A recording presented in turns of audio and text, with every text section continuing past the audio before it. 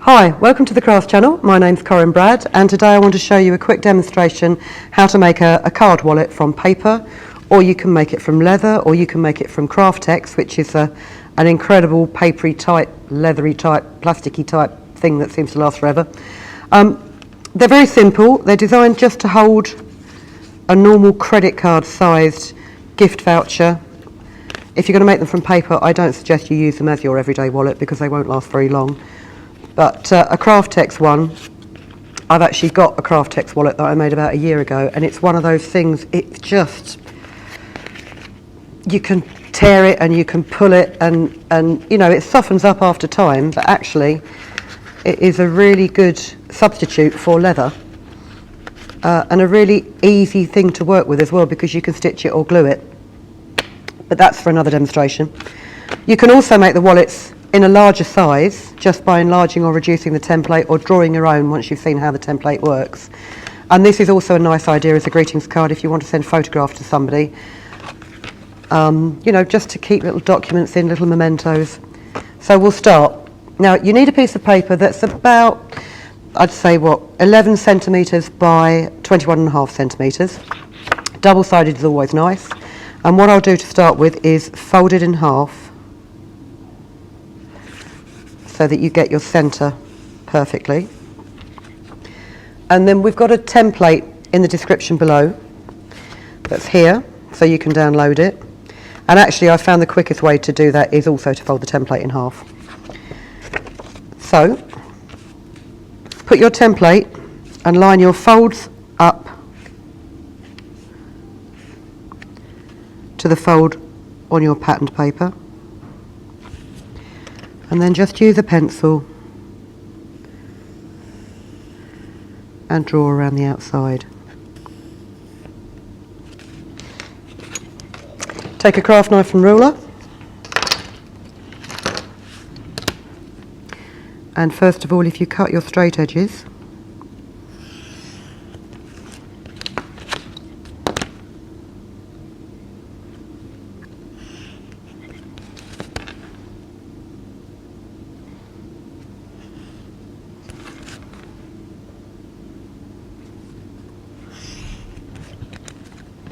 and then you'll need to use scissors just to cut the curves. Oh, helps if you cut your straight edges right up to the cut mark.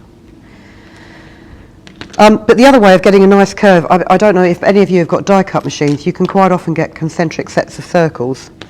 And I've found that these are a great way to cut a nice clean arc to round the corners off of your project. And I mean, I've got lots of these dies in various different sizes, so you can normally find one that will just suit your needs. Oh, there's one little straight edge there that I've forgotten. This one on the spine, on the folded edge, ensures that you can close your wallet without the paper rucking up inside it. And then again, just take a round metal die and work your way around it with a craft knife. So you've cut your shape out from paper like this. All you need to do now is to score along the fold lines. So you don't need to do this one, you've already got it. So I'd line it up to a cutting mat and just score at the top of these slanted tabs.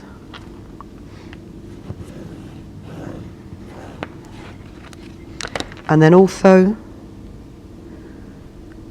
score down the sides so that these tabs can fold in.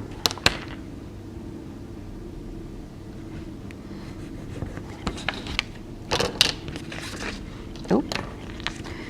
Fold in your side tabs.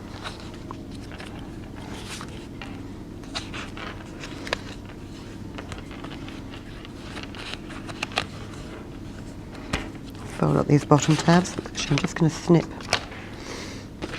because I didn't quite snip that gusset where I should have done. Oh. Fold And then just grab yourself some glue.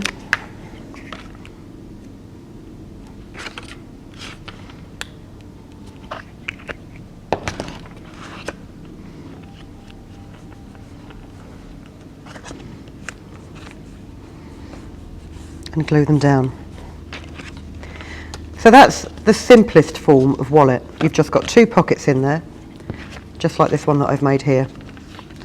Which actually, if you're going to make this out of leather or Craftex, that's all you're going to need to keep, you know, a rail card in or a credit card in. Just something rather than take a huge wallet out with you overnight. But if you want to make a more extensive wallet, or use it as a photo album, you'll need to make a second or maybe a third or fourth, you know, you can make a whole book out of these. What you need to do if you're going to do that is, let's try and fold this so I can actually get it halfway on the fold. Yep, I can do that. Take another piece of paper,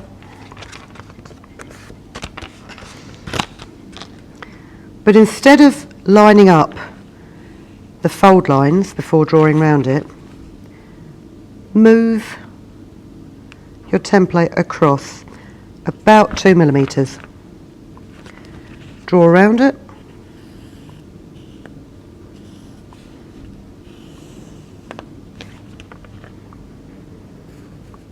but don't draw up that line,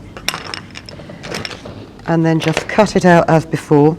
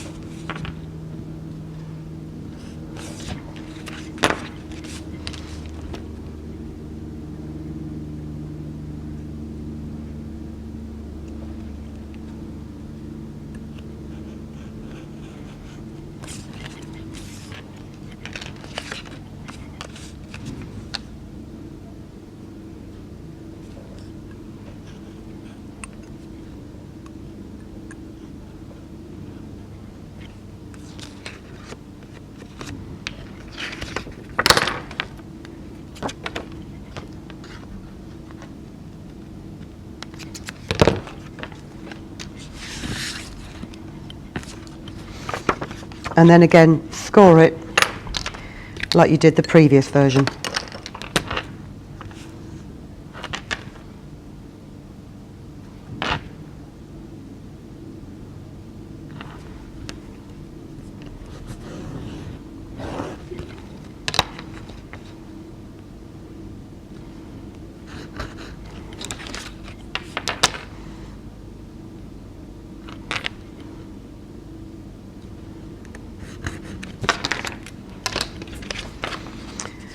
Fold all your tabs in, fold it up, just check that it lines up nicely and then glue it.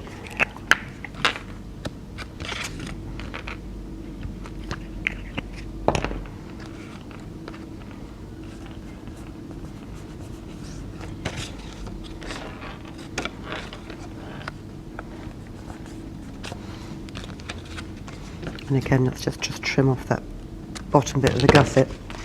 So what happens is when you slip one inside the other, rather than, you know how it's like with pages of a book, the more you put in, the more the central ones seem to stick out. It should line up fairly perfectly. And then all you need to do to bind it together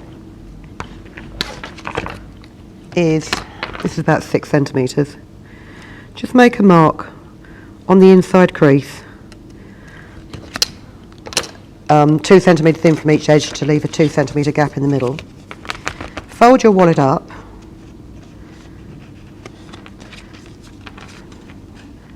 actually don't fold it, just line your wallet up so the 2 fold lines down the middle are lined up, and grab yourself a needle tool and pierce through the folds on both layers. Make that hole a little bit bigger for ease. And then just take some 6-strand embroidery cotton which I have pre-threaded because you know what I'm like trying to thread a needle, and pass it through the holes once, and then go around again and pass it a second time, just to make sure that it stays nice and tight.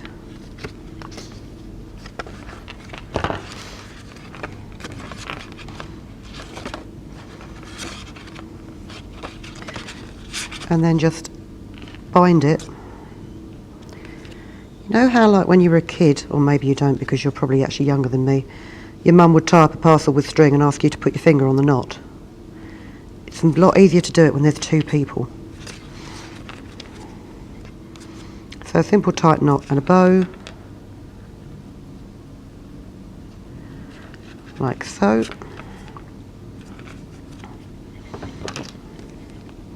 And then just trim off the excess cotton.